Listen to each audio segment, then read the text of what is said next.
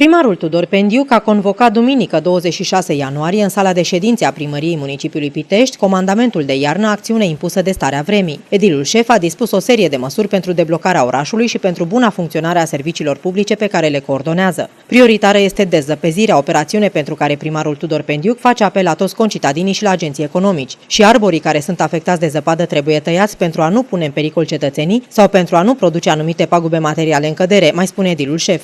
Din punctul meu de vedere, municipiul Pitești, și am transmis domnului Gardin, că se poate desfășura procesul de învățământ. Nu sunt probleme în ceea ce privește accesul la unitățile școlare, alimentarea cu energie termică, cu tot ce e necesar. S-ar putea să fie avut în vedere deplasarea unor cadre didactice care nu sunt din municipiul Pitești către unitățile școlare respective. Dar din punctul meu de vedere, din punctul nostru de vedere, nu avem probleme. Pe de o parte. Pe de altă parte, este o iarnă, sigur. Ne așteptam că va fi o iarnă, știam, și iarnă, sigur, cu cantități mai mari de zăpadă ca de obicei, că căzute într-un timp scurt, asemenea ieri noi le-am mai trecut, așa încât orice lamentare în sensul acesta, eu cred că este de prisos.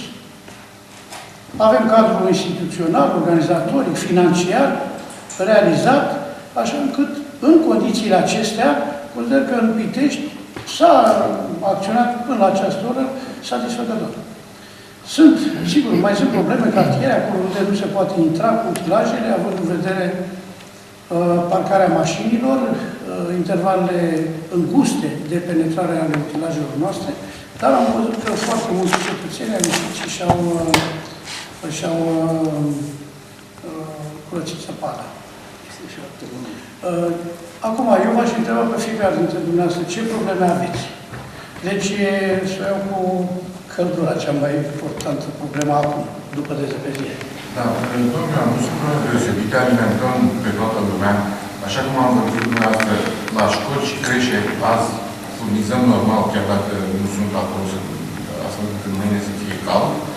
Spitalul de copii alimentat bine, au fost probleme zilele trecute cu niște avarii, deci la ora actuală furnizăm 54 de grade la nivelul temperaturilor exterioare, iar la surse, atât la Cercul de Vana, cât și la toate punctele tehnice și centrale tehnice de zonă și de kvartal, s-au făcut pârtii, personalul de zi și toată conducerea până la nivel de șef de laboratoare și simpli sunt la muncă. Deci au fost și ieri și astăzi. Pentru că au combustibil, nu sunt probleme la ora actuală, mă refer la prețurile la gaz, nu este de curs, e normal. Bine. În acest moment nu avem niciun fel de problemă. Au fost unele întrebări de energie electrică, dar în localitățile limitrofe, deci nu Pitești. În acest moment sunt toate rezolvate. Eu am o rugăminte, pentru că va urma probabil o perioadă mai figuroasă. Am rugămintea, chiar dacă zăpada în sine este un bun izolator, acolo unde sunt probleme, rog beneficiarii să verifice izolațiile termice. Izolațiile de căminilor, pentru că mai gheață și atunci, dacă fenomenele de masă nu putem interveni peste tot. Mulțumesc.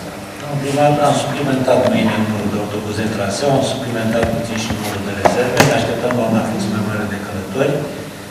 Stocul de cumulărimea sunt inclusiv pentru ziua de joi, n-au fost probleme, deci s-a circulat în grafic, n-au fost întârzieri mari, de fapt n-au fost întârzieri în graficele de circulație, iar în cazul în care se impune o suplimentare, suntem dispuși și suplimentăm în continuare, fără probleme mici. Am rugăminte, confortul termic în autobuze. Deci vă rog verificați astăzi, de fapt nu astăzi, în general, în timpii de pauză, în timpii tehnici, verificați confortul termic. Adică atât poate fi el asigurat în condițiile în care se deschide, se închide, se deschid ușile. Am înțeles, domnul primar, singurele probleme care ar putea să apară, dar am luat măsuri să se măture autobuzele la cap de linie, se ia zăpadă cu picioare și, într-adevăr, cât de antiderapant este acel linoleum, totuși mai apar probleme. Și am zis că nu le-am văzut atât de bine să folosească cu preponderență scaune. Da, dar am gândit la capetele de linie, mai mult ca altă dată, să aibă acele penii de a lua zăpada de pe podea în Sunt dotate și autobuzele, sunt dotate cu autobuzele. N-am avut semnalat azi noapte niciun fel de avarie. Am deja 2 echipe în teren, am adus-o și pe cealaltă, pentru a monitoriza în cazul în care, din cauza greutății zăpezilor, zăpezii avem probleme. Curțile instituțiilor. Să fie clar pentru toată lumea. Noi avem obligație să rezolvăm problema pe domeniul public al municipiului Pitești, străzi, alei, trotuare. Astea sunt. Curțile instituțiilor trebuie să și le gospodărească, trebuie să și le întrețină, trebuie să și le curățe deținătorii respectivi. Noi nu avem imediat, noi nu avem cel puțin în condițiile astea capacitatea necesară. Și apoi, pentru fiecare curte, pentru fiecare instituție există acel serviciu administrativ care trebuie să se îndeamnă de treaba asta.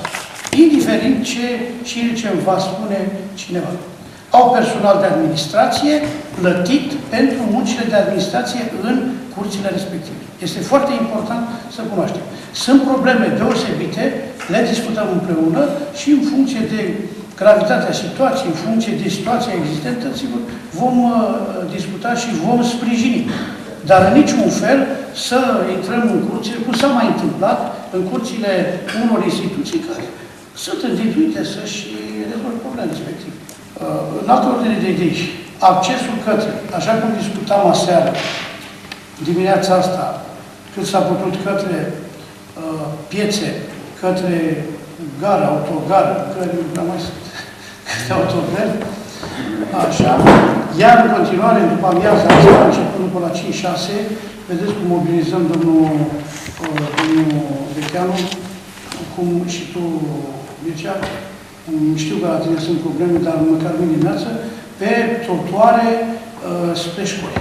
Posibile căderi de arbori. Arborii vor încărca foarte tare, trebuie să fim atenți foarte tare la treaba asta, pentru a nu avea, în primul rând, pagube, o să cadă pe mașini, pe rețelele electrice și mai o chestiune, rampele de... A fost un cazier, eu am fost până acolo, cu unul sus s-a rezolvat, rampele de zăpadă, acolo unde se fac rampele de zăpadă, sunt de zăpadă, să nu blocheze acces sau ieșirile mașinilor din parcare.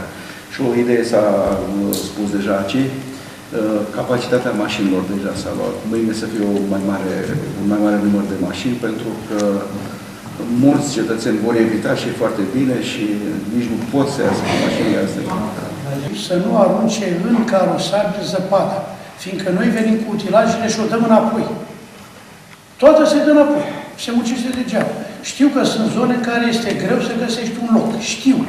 Dar poate că cu un pic de, eu știu, de efort, aruncăm în spațiu verde și o luăm după aceea sau se topește. Fiindcă am văzut, oamenii au ieșit, ies la dezăpezire fără niciun fel de discuție.